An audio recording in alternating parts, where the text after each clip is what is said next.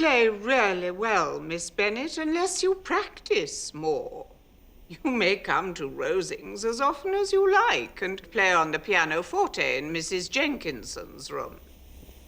She would be in nobody's way in that part of the house. Thank you, Mum. There are few people in England, I suppose, who have more true enjoyment in music than myself, or a better taste. And if I had ever learnt, I should be a true proficient. And so would Anne, if her health had allowed her. Do you mean to frighten me, Mr. Darcy, by coming in all this state to hear me? But I won't be alarmed. My courage always rises with every attempt to intimidate me. I know you find great enjoyment in professing opinions which are not your own. Your cousin would teach you not to believe a word I say, Colonel Fitzwilliam. That is ungenerous of him, is it not? It is indeed, Darcy. Impolitic, too, for it provokes me to retaliate and say somewhat of his behavior in Hertfordshire which may shock his relations. I'm not afraid of you.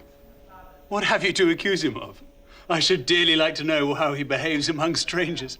First time I ever saw Mr. Darcy was at a ball where he danced only 4 dances, though gentlemen were scarce and more than one lady was in want of a partner.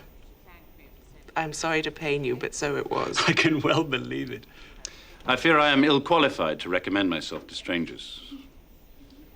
Shall we ask him why? Why a man of sense and education who has lived in the world should be ill-qualified to recommend himself to strangers? I